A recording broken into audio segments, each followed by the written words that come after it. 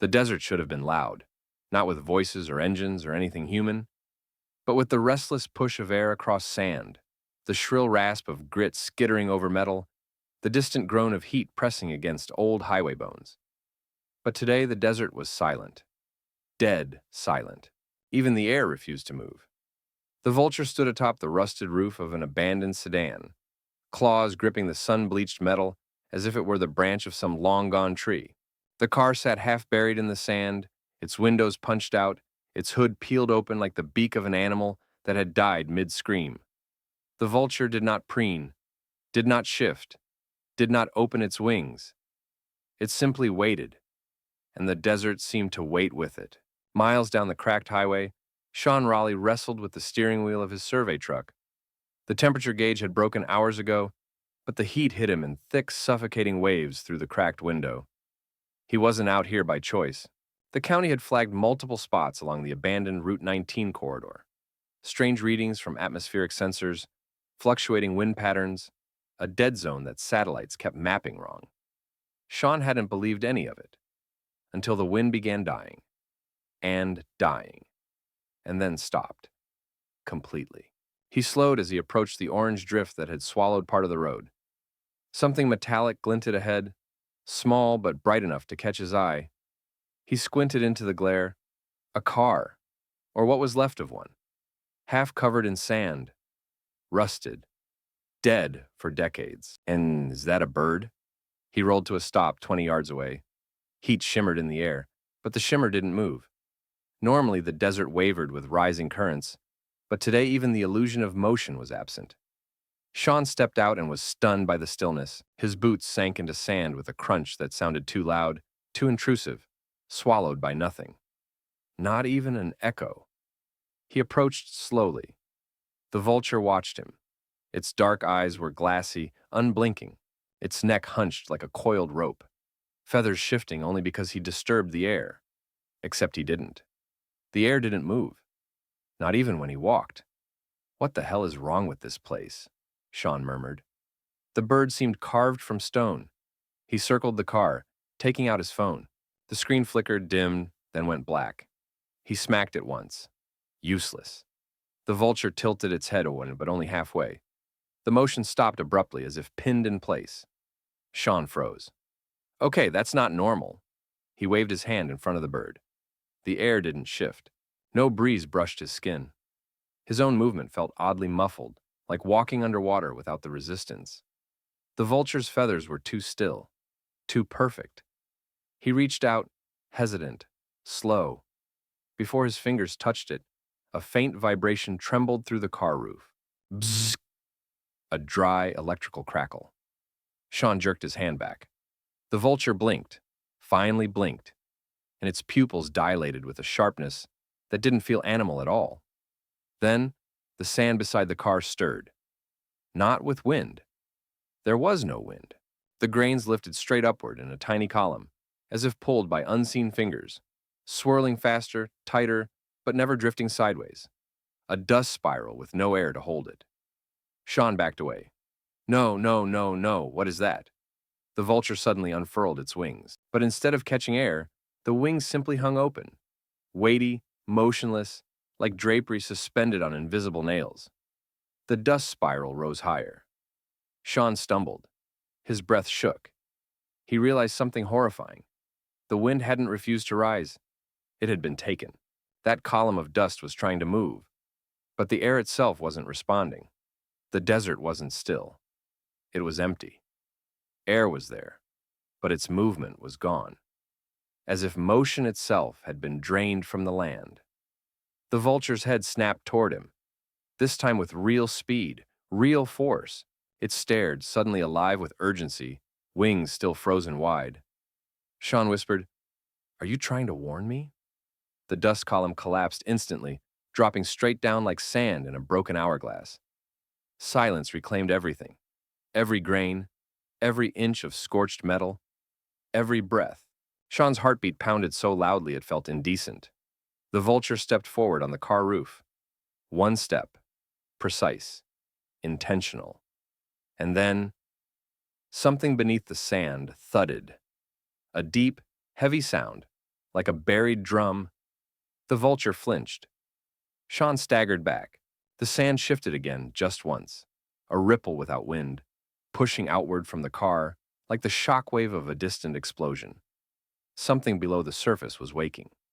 Sean turned to run, but the windless desert didn't carry sound, so he never heard the thing moving behind him. Only the vulture did, and it screamed, a terrible, unnatural sound that broke the silence for the first time, because something beneath the sand had finally risen high enough to touch the dead air. Sean didn't stop running until his boot caught the edge of a half-buried guardrail. He stumbled hard, hitting the ground shoulder first.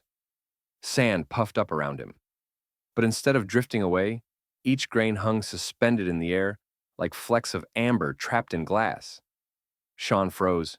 His breath rose in a thin cloud. But the mist didn't disperse. It lingered, unmoving, suspended like the sand. Everything in this place wanted to stop mid-motion. Everything except him. Behind him, the vulture's scream ripped the silence apart again. It was a jagged, scraping sound, as if the bird's voice had been scorched by decades of still air. Sean pushed himself up on shaky elbows. The rusted car was half hidden behind a dune, but he could still see the vulture's silhouette perched on its roof, wings splayed in a frozen arc of warning. The feathers didn't shift, not even under the heat. The sand around the car, however, that moved, barely. A ripple, like something brushing against the underside of a taut sheet. "Okay," Sean whispered, voice cracking. "Nope, no, I'm not doing this." He crawled backward until his boots found solid asphalt, cracked, sun-bleached, nearly swallowed by sand. But at least it wasn't moving. Then he heard it, a deep, hollow pressure beneath the surface. Not sound, not vibration. A memory of movement. The same thud he'd heard before, but stronger this time, like a heartbeat from under the desert floor.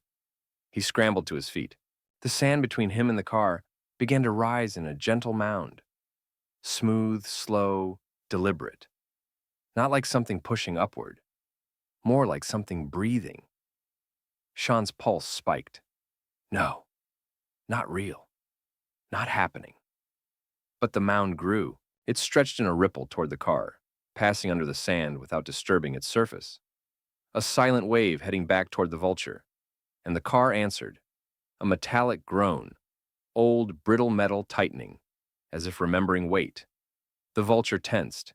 Its wings did not move, but its head turned sharply, staring at the advancing ripple beneath the sand. Sean stepped forward without meaning to. "Hey, bird! Move!" His voice was swallowed immediately. Not by distance, by air that would not carry sound. The ripple struck the car. The metal frame jerked upward an inch, then settled, then jerked again, harder. Sean felt nausea twist in his gut. Something underground was feeling out the edges of the world, testing where motion still existed, grasping upward like fingers pushing through soil. The mound shifted course. It turned toward Sean. He staggered back in raw panic. "No, no, stay away from me." The ripple moved faster now, like a migrating tremor with intelligence. Sand rose, fell, rose again as the wave of force coursed beneath the surface, chasing the only source of true movement it could detect. Him. Sean bolted. The moment he moved, the wave accelerated. Dust sprayed upward, not blown, not scattered, but lifted straight into the air. Sean risked a glance back. The ripple split into 2, then 3, then 4, converging on his path like circling predators. Not real, not real. Oh God, it's real. He veered sharply off the road, vaulting over a rock outcrop. The sand waves hesitated, then recalibrated, merging again into a single pursuing pulse. The vulture shrieked behind him. Sean turned mid-run and saw the sand beside the car finally break. A crack opened in the dune. Small, shallow, but it split cleanly, as if sliced by invisible heat. From the fissure, a dark shape emerged. Not fully formed, not solid. A slow, unfurling shadow twisting up into the still air like smoke. Sean's stomach dropped.